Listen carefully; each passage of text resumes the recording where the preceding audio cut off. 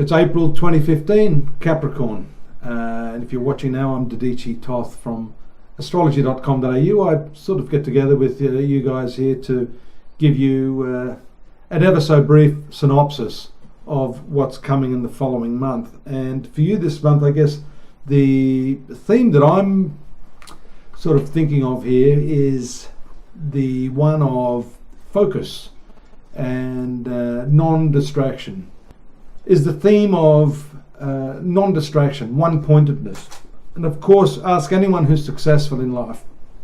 You need to be focused on what it is that you want. Capricorn, generally you do have that focus that's required. And right now with your ruling planet moving through the 12th house, that secretive, quiet, low-key zone of the zodiac, it is a time to gather your energies and to think carefully about what it is that you want, especially if, as I've said, you've been a little scattered and diversified in what you're doing. Mercury's just moved into the 4th sector of your horoscope, and this has to do with peace of mind. And I talk a lot about doing what you love, but before getting to that point, loving what you do to actually get to that position. This month we see two important lunations, the full moon in the 7th house of personal relationships, public relations as well. That's on the 4th. And then the important new moon that's taking place in the sign of Libra, which is your professional sector. So this is showing us the angles of your horoscope are very powerfully activated this month. That simply means that the planets are endowed with a lot of strength. So things can move forward in a very dramatic fashion, particularly with the new moon being there in the upper part of the horoscope. In short, if you can focus your attention sufficiently, you can eliminate those distractions from your life this month, then I do see karma opening its doors to you in a way that affords you the opportunity to develop something important in your career, to actually get on the path that you're meant to be on. A lot of you, what I'm finding with most people, not just some, but most people, do find it hard to understand why they're here. Predominantly women, especially after they've had children. If you're a woman who's born under Capricorn, who's gone through that cycle of rearing children and raising a family, and maybe you haven't had great success with a career prior to that, now is the time when this new moon will bring that to the fore, and you can actually think about it in a very deep and meaningful way.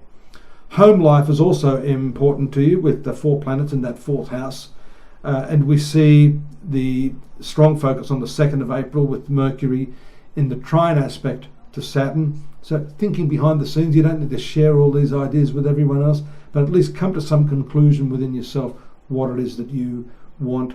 Mercury also forming favourable aspect to Jupiter on the 6th. Jupiter's in the 8th house now for you, showing that you can expand your business, your career, and your life generally, but probably through having to borrow money. So don't be afraid to do that, as long as you've got a well thought out plan and you've got the appropriate advice. This can show shared money too, for the purpose of starting a business. And that aspect, as I said, which is a very communicative one on the 6th, leading up to the 6th, can show some favourable news associated with anything to do with bank loans, insurance, and property matters as well, because the 4th house has to do with real estate, so on and so forth. There could be a spanner in the works around the 8th when Mercury comes to the conjunction of Uranus along with Sun the day before. So that end of the first week is a little bit dicey. You need to take a deep breath before you make any firm decisions. You don't want to put your foot in the proverbial doggy do and then have to clean it up later. Best to wait and then make your decision when you're a little more informed. I like the transit of Venus to the 6th house on the 12th, although 6th house is not considered the best sector of the zodiac. It is what we call a growing house, and Venus is the 5th ruler and the 10th ruler. That's the career planet. That shows for some of you improved work conditions. It also indicates that you may have the opportunity, at least temporarily, to test your mettle in a position of authority by temporarily taking over a role of advisor or employer or boss. This could be a temporary position where you get a taste of what it's like to be in that position of authority. The other thing too, this could enhance your health, but it does bring out of the woodwork some enemies, people in your work that may be envious of you, and that's quite likely if you ascend the throne, as I call it, when people are likely to pull you down, tall poppy syndrome. The 19th I mentioned to you is the new moon. Keep your eye out on that one, put that in your diary.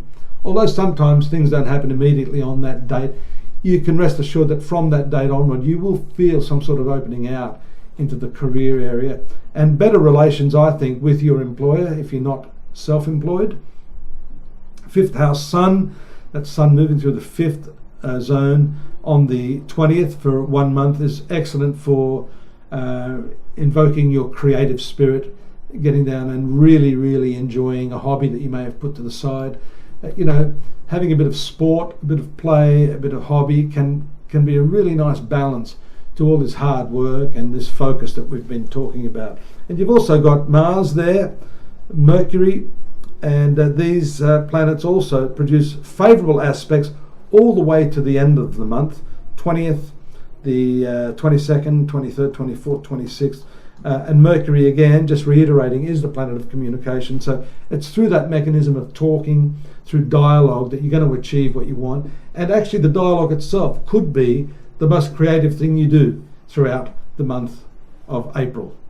So I do look forward to seeing you next month here. Join me at astrology.com.au in the meantime for more detailed analysis of your horoscope and lots of other goodies there in the way of astrology and esoterics. Thank you. Take care now. Bye-bye.